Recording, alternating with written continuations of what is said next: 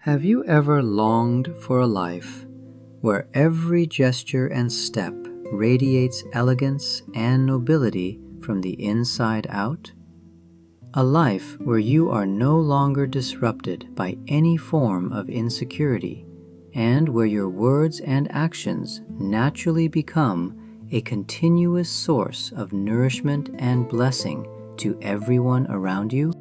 Hello, brothers, sisters, and dear friends. Peace be with you. I am David, and it is my absolute pleasure to welcome you to Lesson 7 of our Song of Songs series.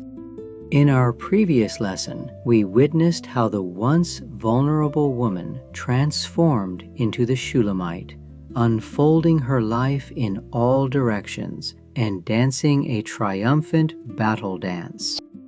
Today we step into Lesson 7, Beautiful, Beloved, and Fruitful. Together we will behold the dignity that shines forth when a life has been deeply healed and beautifully matured by God. We will see how God not only heals our wounds, but molds us into a prince's daughter, capable of bearing abundant fruit. And more importantly, we will see how a life made whole by love does not stay hidden. It takes the beloved's hand and walks out into the open fields and villages to pour itself out for the people he loves. As we enter chapter 7, the beloved's praise of the woman reaches an ultimate level of total fulfillment, moving beautifully from her feet all the way to her head. The opening line is breathtaking. How beautiful your sandaled feet are, prince's daughter. Your rounded thighs are like jewels, the work of a skilled craftsman. Song of Songs 7, verse 1. Pay close attention to the shift in this title. Prince's daughter. This is not just a symbol of status. It is the beautiful expression of a whole person who has been restored, matured, and clothed with dignity. In the first lesson, she was a barefoot slave, forced to labor under the scorching sun while taking care of everyone else's vineyards. Now, her feet are beautifully sandaled. She walks on a path protected by truth and completely clothed in dignity. Next, the scripture praises her navel as a rounded goblet that never lacks blended wine, and her waist as a mound of wheat encircled by lilies. Song of Songs 7, verse 2. What a tender and beautiful portrait of an internal world that has been filled to overflowing by God Himself. Wheat signifies abundant satisfaction, while blended wine represents an endless flow of joy and wisdom. Many people live dry, barren lives because they have no internal reserves. The moment pressure hits, they collapse. But a life perfected by God becomes like a goblet filled with fine wine, or a bountiful harvest of wheat. She doesn't just possess endless joy for herself. Her elegant and noble presence makes everyone who comes near her feel safe, fed, and comforted. My dear friends, today I want to gently encourage you. Desire and pursue being a person of such inner richness. When you are no longer hollowed out by insecurity, fear, and old wounds, you will find that you are being filled to the brim with God's abundance, carrying the natural elegance of a prince's daughter in everything you do. As the woman's life displays this flawless maturity, the beloved pours out a confession filled with intense emotional depth. How beautiful you are, and how pleasing, my love, with your delights. Your stature is like that of the palm, and your breasts like clusters of fruit. I said, I will climb the palm tree, I will take hold of its fruit. Song of Songs 7, verses 6 to 8. The beloved looks at her with absolute admiration and satisfaction, without a single trace of judgment. And upon hearing this praise, the woman responds with the most certain, confident voice, I belong to my beloved, and his desire is for me. Song of Songs 7, verse 10. In the journey of inner healing, one of the deepest needs of the human heart is simply to know, I am wanted. I am received. I am loved. In this world, the thing that can most ruthlessly destroy a person is the isolation of feeling like nobody wants me, nobody sees me. Conversely, the thing that can most powerfully build a person up is the absolute security of knowing, I am deeply loved, deeply desired. The woman says, his desire is for me. In the original Hebrew, desire here implies a powerful, focused, and unwavering love. Because she is completely held in this love, not performing for it, not earning it, she is able to stand tall like a palm tree, refusing to bend in any storm. Without any lecture, let me gently hold you close with this truth. When you face setbacks in life, or the rejection of others, please return to this verse. Let the God who loves you speak over you.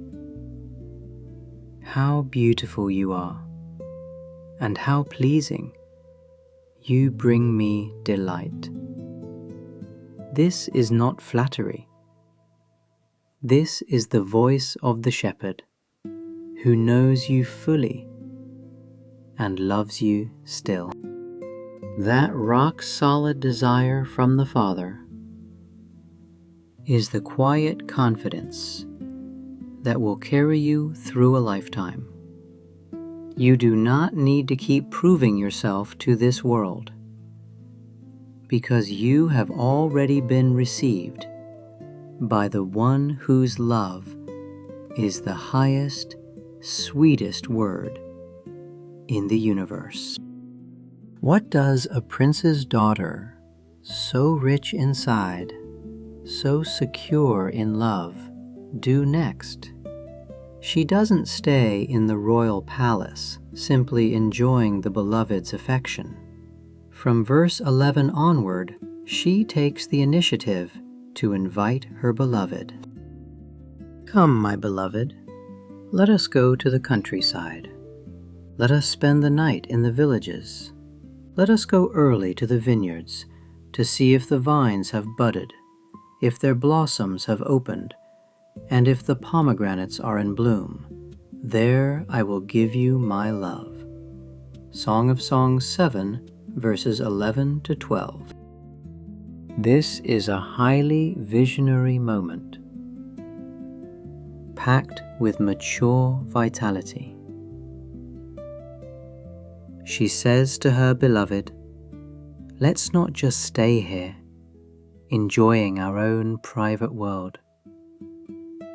Let us go together." In the journey of a life shaped by God, this is the most beautiful fruit of all. When a heart that has been healed becomes a heart that freely gives. The countryside and villages are the places where everyday people and even suffering people live out their lives. They represent the actual front lines of human need. To see if the vines have budded and the pomegranates are in bloom represents looking out for young, fragile lives that are just beginning to sprout. Lives that need someone to notice them, sit with them, and tend to them with care. Now, not only does her own vineyard overflow with fruit, but she possesses the strength and capacity to help others out in the villages and fields. She chooses to offer her love to her beloved in the very place of service and sacrifice, because she knows that the greatest love is aligning her heart with his, to love the people he loves. This is the mystery of a life yielded to Christ. The very wounds he has healed become the very places from which his love flows to others. When you choose to step out of your own comfort, to walk alongside a marriage in pain, an individual crushed by broken relationships, or a soul struggling to believe they are worth loving, you are not just helping someone, you are bearing fruit for the beloved. In your garden, there are fruits both new and old. Song of Songs 7, verse 13. Every season of grace you have walked through, every scar he has touched with his hand, all of it becomes a testimony, a fragrant offering laid at his feet. Dear friends, from the lost, wandering woman in chapter 1 to this prince's daughter in chapter 7, holding her beloved's hand, carrying wheat and wine as she walks out into the villages, the Song of Songs unfolds the most perfect picture of a life fulfilled. Today I want to gently encourage you. You were rescued, healed, and perfected by God, not to become an isolated, self-absorbed individual. God sees you as completely beautiful, and He is upholding you with His ultimate desire. Never fear that you have no love left to give. The rounded goblet inside you will never lack fine wine. Let us brush the dust off our clothes.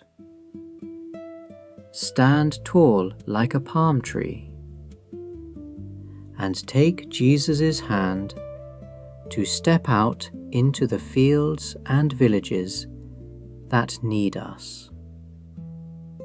Use the life He has redeemed and the grace He has poured into you to water weary, thirsty hearts. Through union with Christ, may your life become a garden of new and old fruits, a place where weary hearts are nourished, and where the Beloved receives the love He has planted in you. Thank you, everyone, and I will see you in our next lesson.